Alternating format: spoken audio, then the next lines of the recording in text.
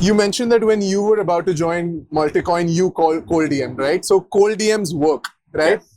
Now, what's a perfect cold DM template for someone who wants to reach out to you or Multicoin so that they can pitch their ideas? Yeah. Great question. Cold DMs work is the right answer. My DMs are open. Kyle's DMs are open. I don't know how Kyle's DMs are open. Like I probably gets like 24 DMs a day. Right. Everyone in the investment team's DMs are open. I think the ideal cold DM has three things as well. The first is that it's short. The second is that it is articulate and concise, and it tells me everything I need to know within, call it, 2 paragraphs. What is it that you want to know? Yeah, and the third is that it is, it has something that I can look at to get more information. Okay. So, whether it's a deck or a one-pager or a video or a demo or whatever, like, I want to be able to see something of substance. And the thing that I'm looking for in the cold email is, this is my core insight, like I was saying earlier. Yeah. Which is, that's the first thing we look at is like, I believe X, like strong claim about the market that I'm operating in. So I think it starts off with, this is the insight. Right. And then baked within that insight, I'll be able to tell that this is the product, this is the market, this is what I'm trying to prove out. Right. And then it'll also have within it the other two things that I was saying, which is like, why is this uniquely enabled by crypto, which is some idea about what you're doing on crypto rails.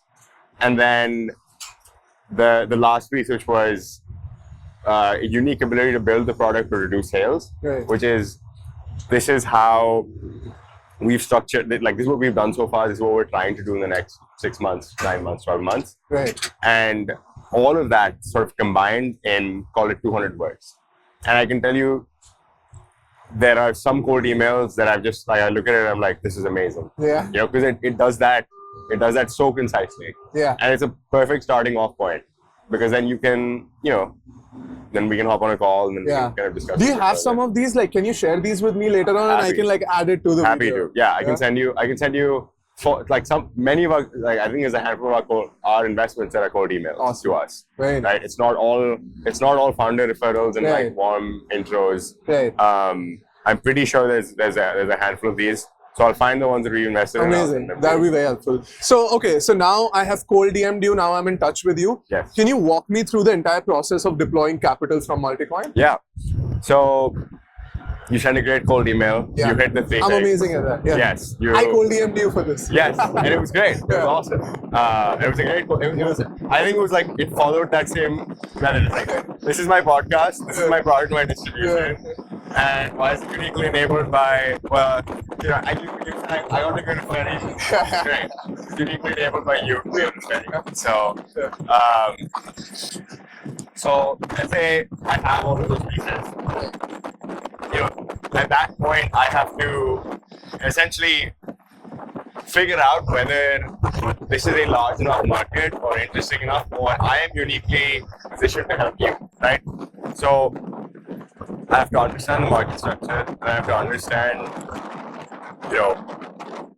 essentially validate the assumptions and the hypotheses that you have presented, right? And so I'll spend a little bit of time, go home and do some homework, and then ideally I'll have all the materials that you have available sent to me. So at this point, we're doing a back and forth, and I'm asking you questions. Right. And you send me all your materials. I've gone through all of them. Only at that point are we setting up a call or meeting in person or doing whatever to, for me to like understand who you are and get to know you and see if there's, some way to fall in love and do this together. First, this is like another one of Kyle's memes, is like, reasoning by analogy actively leads to the wrong conclusion. You'll see him post this pretty frequently, and there's like a very deep truth in that about first principles thinking and first order thinking.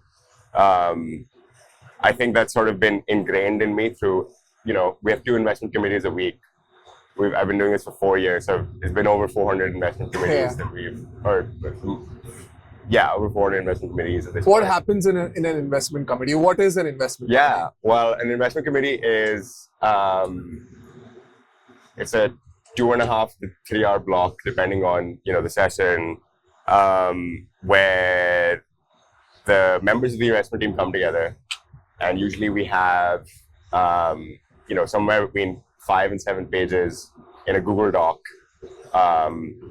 in the form of an investment memo for either a new deal that we're considering, continuing to follow on in an investment for an existing deal, or a position that we're taking on the liquid market where we've laid out our thesis, and every investment memo starts the same way.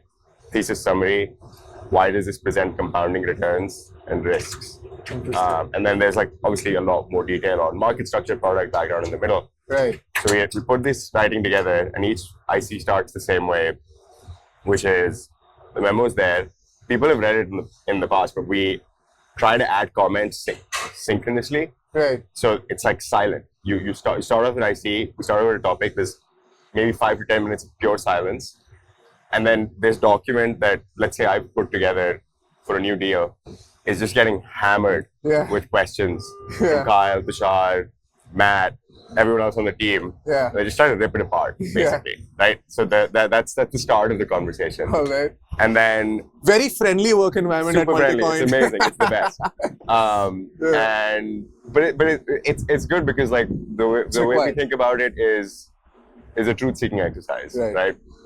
If a memo has holes in it, it should be exposed by everyone else. Only a true hater can become a true fan. Only a true hater can become, exactly. And I think that practice, that style of trying to arrive at truth about what is the opportunity we're looking at, I think it reveals a lot more about what we do and how we think about investing than you would normally you would sort of initially think, because it is a collective truth-seeking exercise. We're all sort of trying to look at this opportunity together, trying to figure out if we are uniquely positioned to help this increase the probability of success here. Right. And it gives us more precision on the range of outcomes before we deploy dollars and time and attention and love and care, because as you were saying earlier, right, we spend a lot of time post-investment. Our investments are our champions. We only succeed if our investments are doing the best they possibly can. So each commitment is, it's a 10-year process, right? We write a check. If I were leading an investment, it's kind of it's an extremely long relationship that we've sort of committed. And so you want to make sure you have the best possible information, and you cannot have perfect information at this stage, right? You're already underwriting certain things. So that's the core action of the investment team. And I'm basically laying out the case to invest to my partners. And it is, it's interesting because it's that process of writing that 5 to 7 page document really forces you to be very clear about why is this business unique and why are we uniquely positioned to invest in it. And those are functionally the questions that we're asking. And so I'll bring it into my partners, and then at the end of that process of ripping it apart, I will probably have 5 follow-up questions, because my partners will have thought of things that I have not thought of. And so at the end of that process, we either get to, all right, this is interesting for us, let's dive in a little bit more, or for XYZ reason, we cannot do this here. Right. Hold that thought. I think we need to get down here. Okay. This is the last topic. We can continue it right here. Okay. Well, let's go. Yeah, I think we need to get on. Okay. Should we get up? Here. Okay. Yeah. I'll follow you, bro. Let's go. Okay. Let's go.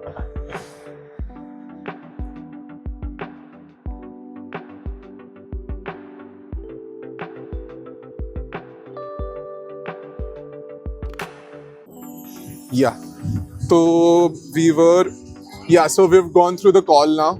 We memo. Where the memo is going right now. So we've written the memo. My partners have added a bunch of questions. We've decided directionally whether this is for us or not for us. And at that point, I've walked away, and assuming we're interested, I will send over a written doc Right. of essentially all of the other open diligence items that we have on our end. Right. And we'll send that over to them. And then I generally expect within 24, 48 hours, I'll get sort of written responses. Yeah. Again, it's really important that it's happening in writing because it's much harder to bullshit in writing than it is to talk through things and wave your hands around things. Although, we generally get on a call afterwards to kind of discuss things in depth. Right. Um, And how long does this entire process take of you going back with the memo and then grilling the memo and then coming back to the founder? Usually, we try to get it done within a week. Okay. So, assuming after the first IC, if for whatever reason it's not a right fit, we try to get back very quickly right after. But generally, the entire process, I think for most deals, takes about 7 to 10 days to get to a yes on average. Okay. And then, there's negotiation around putting a deal together and actually getting the, doc signed, and that takes a little bit longer. But I think directionally we know that we want to do this somewhere between 7 and 10 days, and sometimes it's faster. And as you know, like there was a time 2 years ago when things were getting done in 48 hours. Yeah.